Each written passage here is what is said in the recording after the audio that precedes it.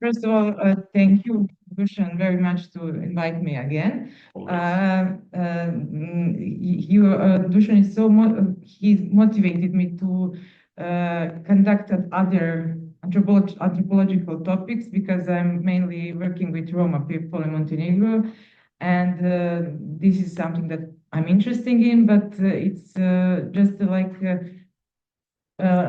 it's the grebem, like how to say, yeah, to scratch. My English is not so very good, so I'm very insecure, and I will read my prepared presentation and show you the slides. You heard some part of songs of Ben Sars from Belgrade.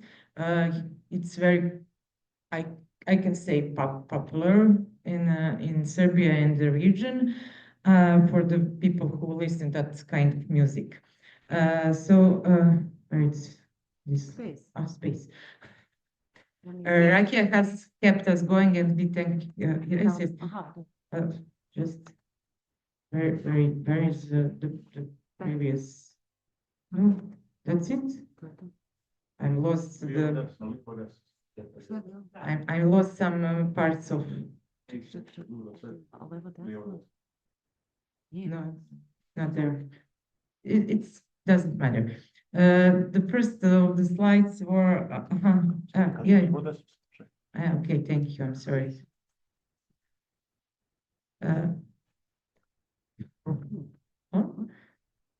Dušane, please come back. Možda gore dole. Šta ti je prvi slajd? It's a translation. It's translation from the. It's okay.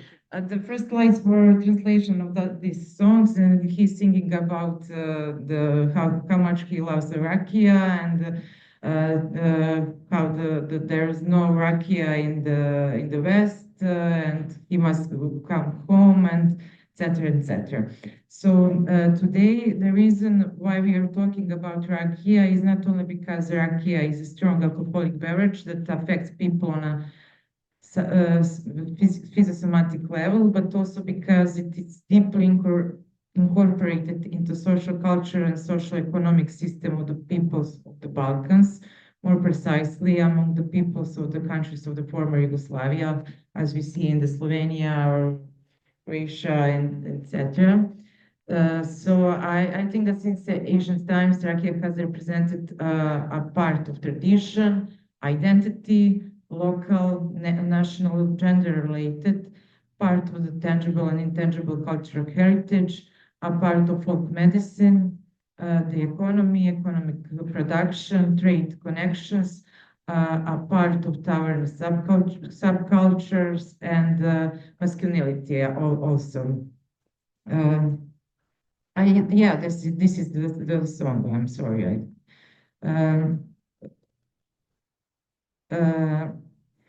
Depending on the region, Rakija is produced from the fruit that is most common in the particular area, which of course depends on climatic and geographical conditions. For example, in Serbia, the queen of Rakija is šljivovica, made from various varieties of plums. However, this is not the only fruit used in productions. Apples, apricots, as you can see in the slide, are there.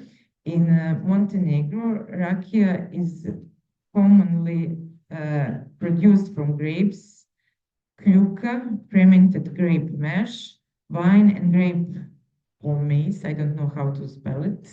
Sorry, komovica, as well as from fruit. The most famous is grape Rakija, Lozova Rakija, as you can see. You can try it later if you want. Which is produced by distillation of fermented grape mash.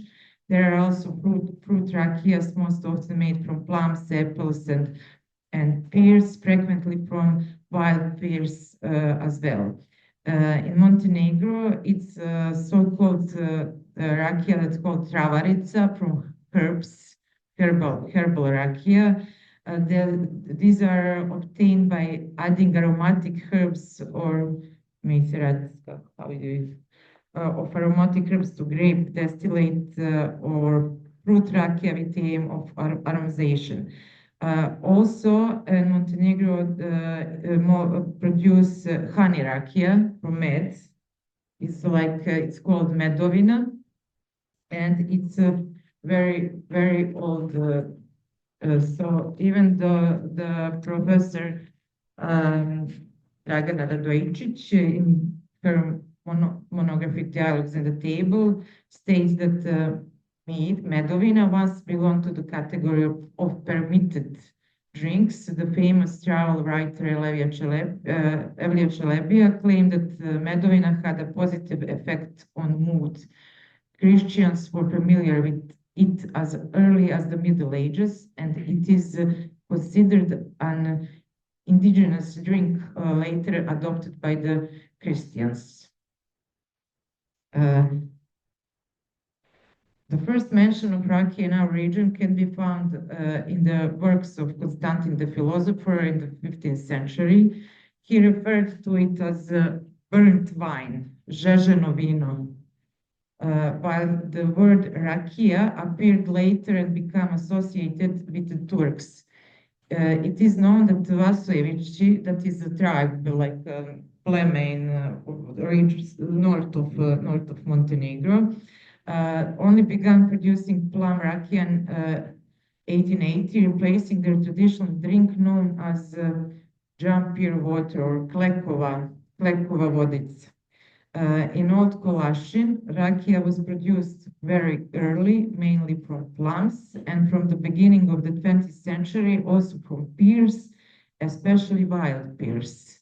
In the time of Vuk Karadžić, like in the 19th century, the most commonly consumed drink with meals was plum rakia. Around this time, rakia began to stand shoulder to shoulder with wine, which had been the most widespread beverage until that period, and which rakia eventually replaced in some areas. After the Ottoman conquest, rakia in its various forms was adopted by all Balkans peoples. Since Shariatic law prohibited wine consumption, some legal scholars interpreted that rakia did not fall under this prohibition. This ultimately led to the widespread acceptance of rakia and its introduction as one of the key cultural artifacts in ritual practice. I'm sorry, did you understand? Rakia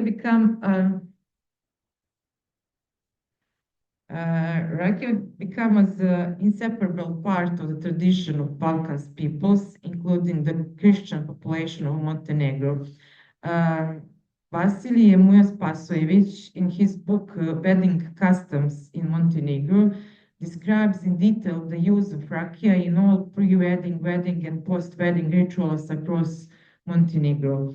In general, rakia was used during engagements, negotiations, invitations to wedding guests with a buklija. It's like a bottle of rakia that you go to the people and invite them to the wedding.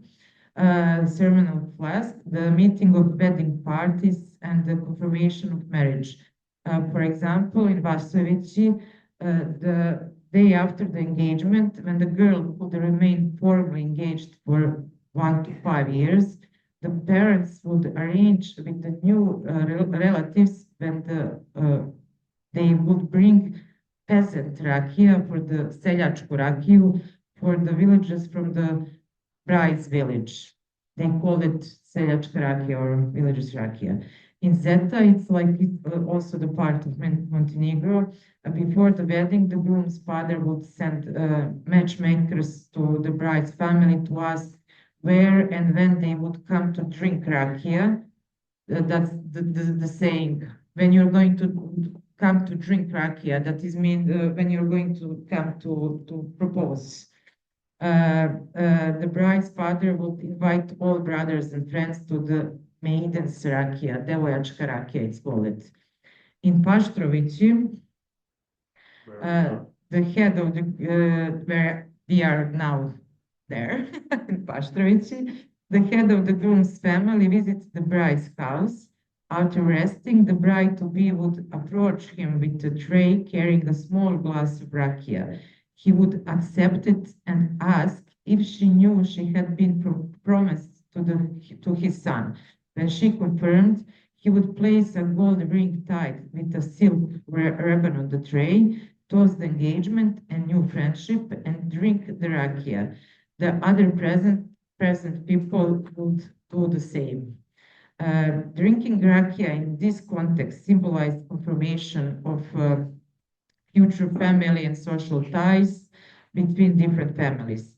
Refusing to drink meant that an agreement had not been reached.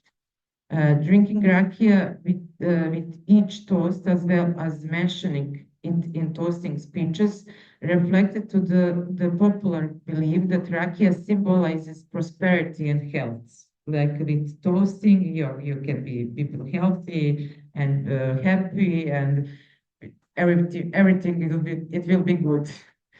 Rakija has been and remains an indispensable drink served as slava, like we heard yesterday in the video game, as well as at all other celebrations and gatherings. On the other hand, in funeral rituals, rakija symbolized and still symbolizes magical protection of the living world from the world of the dead. At funerals, rakija is offered to those present. In some regions, it is first poured at slightly and then drunk, sometimes accompanied by the words to the health of those who remain. Ostatku na zdravlje. It's like you drink rakija, you spill it and say ostatku na zdravlje, so that we are who are live prosper and long.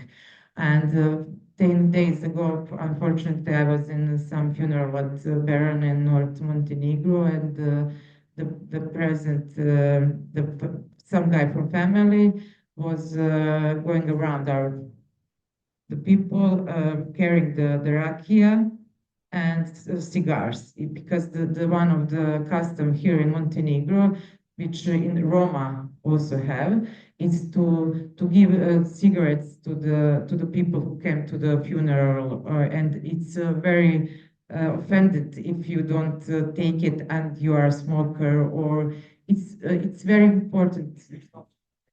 So I think that it's a north region that was happened 10 days ago in the village of Berane, and the disease or the pokojnik, the saint was a very, very young man, and I also heard the lelek there. So that's some part of tradition that still is going on in the north of Montenegro. And rakija is also a part of identity. By stating which rakija we drink, we often reveal the region or even the country to which we belong. For example, if we say Šljivovica, we usually associate it with Serbia, especially Western Serbia and Šumadija, that is a region in Serbia. If we speak about grape rakija, we associate it with Montenegro, because in Montenegro, as we heard earlier, it's very, very good to bring grape. The production and celebration of particular rakija, therefore, also celebrates us, the nation to which we belong. We can recall the lyrics from the song mentioned at the beginning of this presentation that I didn't manage to. In the West, all the barrels are empty. Without rakija, it is the worst punishment. Na zapadu sva su burad prazna, bez rakije to je prava kazna.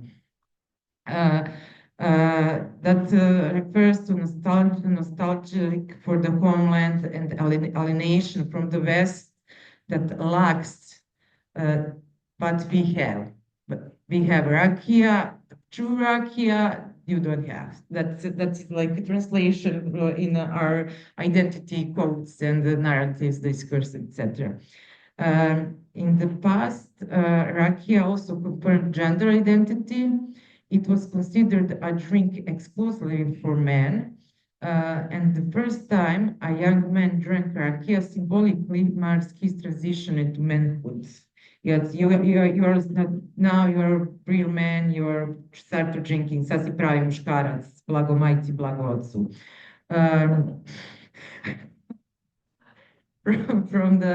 From the beginning of its production, Rakija was also used for medical purposes during wartime and in the absence of other medicines. Wounded soldiers were given Rakija as a form of anesthesia. However, Rakija has also represent and still represents a primary remedy in everyday folk medicine, narodnoj medicini. I will just mention that my grandmother once advised me when I complained as a child that my eyes hurt. She told me to rub my eyes with Rakija. And I was like, Baba, Rakija and eyes, they didn't match. So, no, but for my Baba, for my grandmother was. So for the moment we are born, as soon as we develop a fever, people rub us with Rakija, place compresses on a sore throat, and soak our socks in it, which we then had to wear while still went in order to bring the fever down. It's like, so, yeah. Personal trauma. I must admit that I also use these techniques with my older sons, like 5 months ago, when he first time in his life has a very, very high fever. And at that moment, he told my husband and me that he could not understand how we survived our childhood, and that we are not normal, and that he will be drunk from that kind of alcohol in his skin, because he was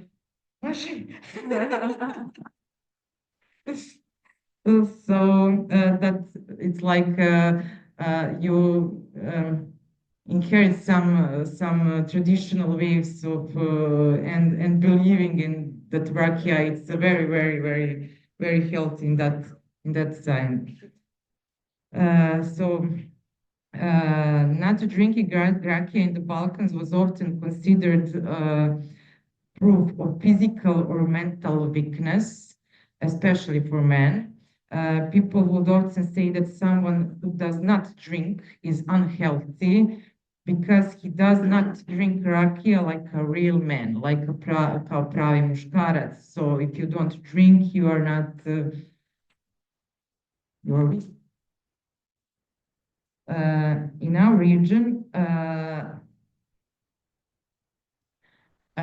region, every farmer who has his own orchard makes Rakija, usually from the fruit that grows in his area.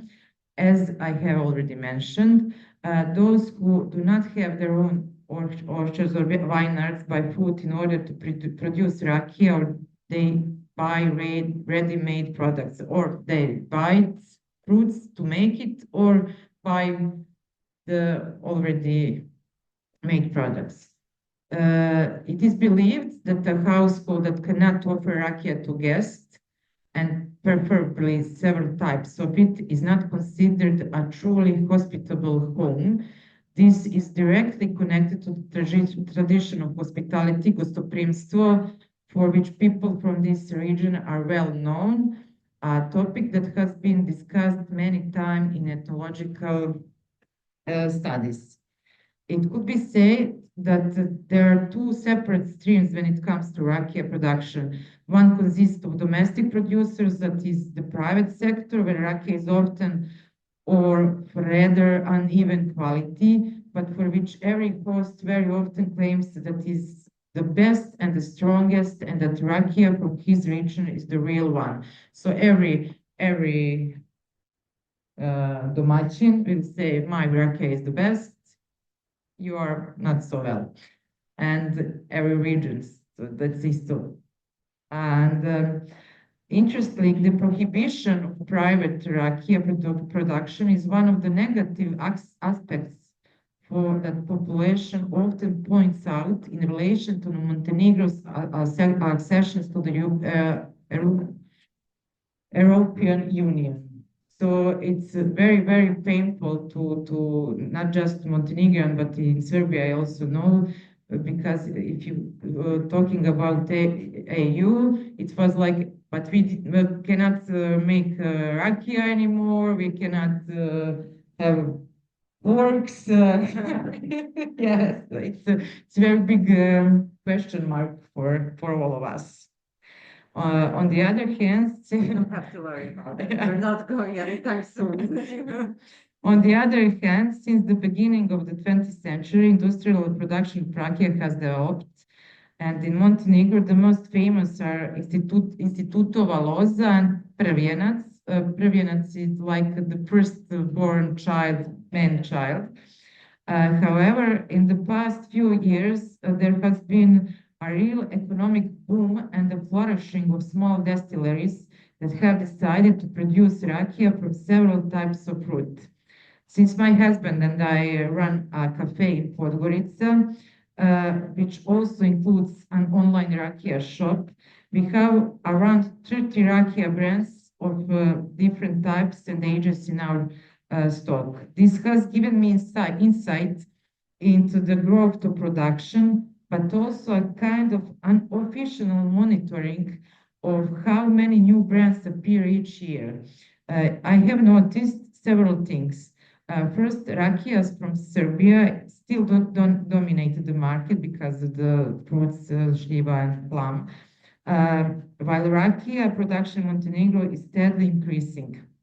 Second, producers have invested significantly in branding their products, which is reflected in the design of the bottle and the names of the Rakija, intended to evoke strong emotion in consumers related to local national identity, tradition, personal strength, and gender affiliation. Like you said, Mojca, it's like follow the money, and they are so good in anthropology for me because they know everything. It's just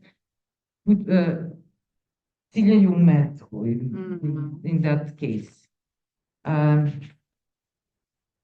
So some of the Rakijas from Serbia that are very popular in Montenegro are Yugoslavia. We have it in our shop. It's like directly intended for ex-Yugoslav nostalgics and supporter of that political regime. And I must say that in Montenegro there are a lot of that's Yugoslavian nostalgia and market that we can buy shirts with Tito's face and etc. So the Montenegro is good for your business.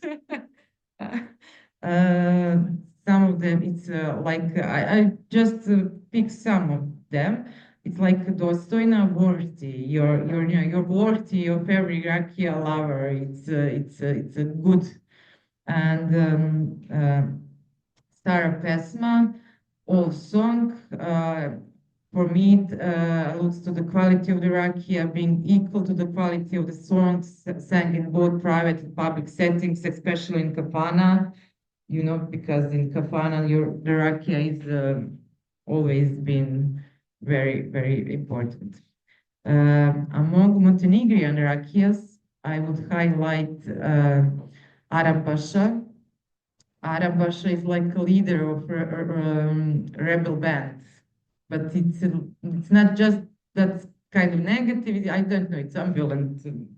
It portrays Rakija as a drink of heroes, traditional associated with men. Then it's bratska, brotherly. It indicates Rakija as a drink that strengthens and renews brotherly and friendly bonds. And then from the overview of these few Rakiyas, we can see that producers have used traditional patterns associated with Rakija, linking it to the masculine principle, wealth, and local and national identity. For example, in Montenegro, there are also Rakija named Crnogorski dukat, Moj kuvački zlatnik, Naša vasojevka, Kosara, like hair, and others. It's like Montenegrin gold, Moj kuvačka, the city of Moj Kuvac. However, here I would like to focus particularly on a new target group of Rakija producers. Namely, in this region, Rakija has traditionally been associated exclusively with men.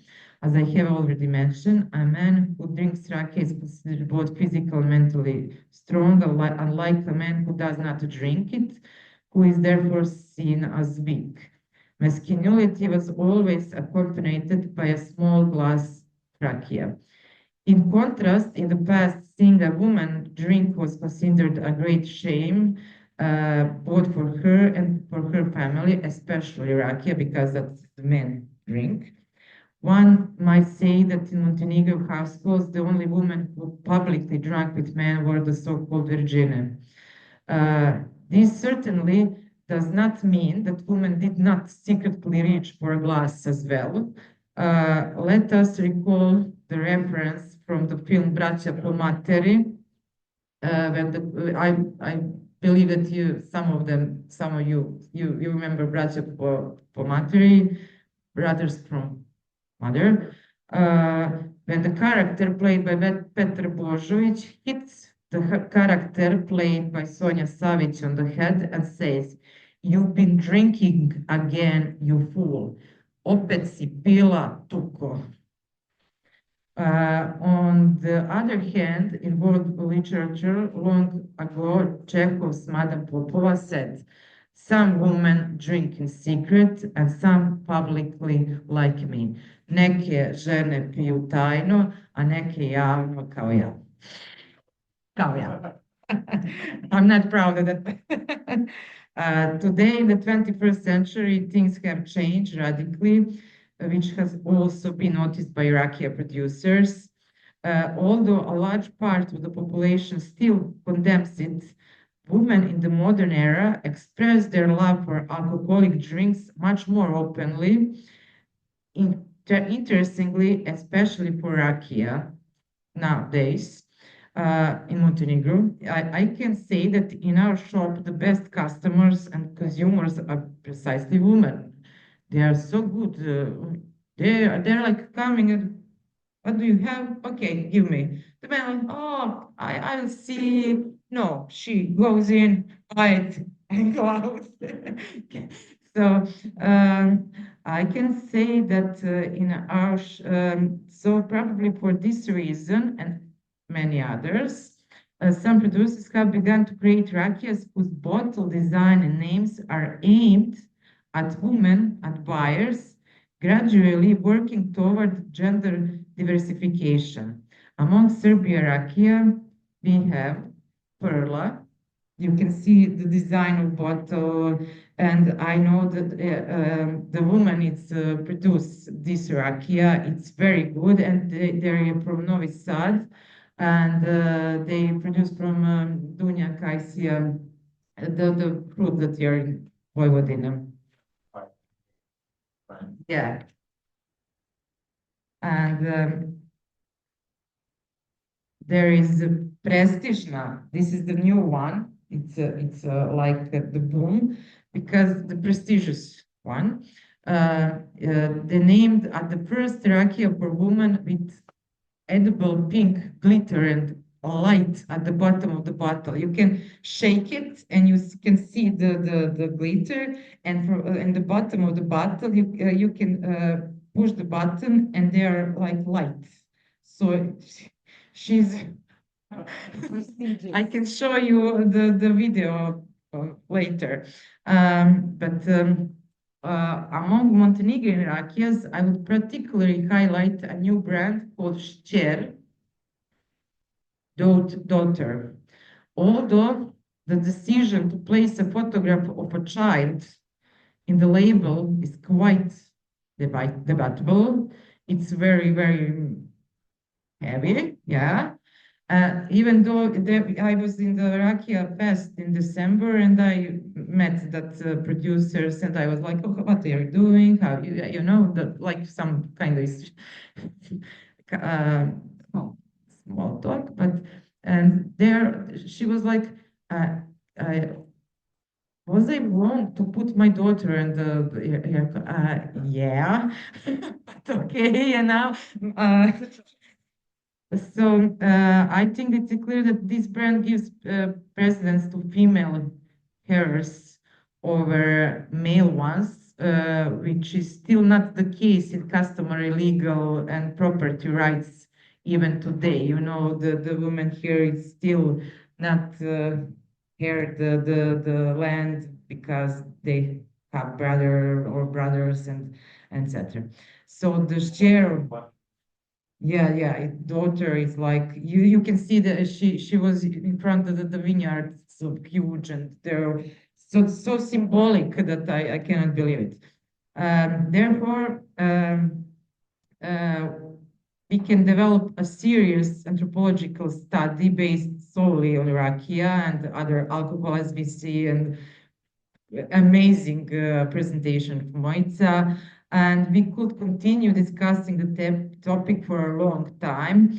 For now, I will stop here. I'm sorry for my reading, and maybe I drink so much because I'm so insecure. I'm kidding.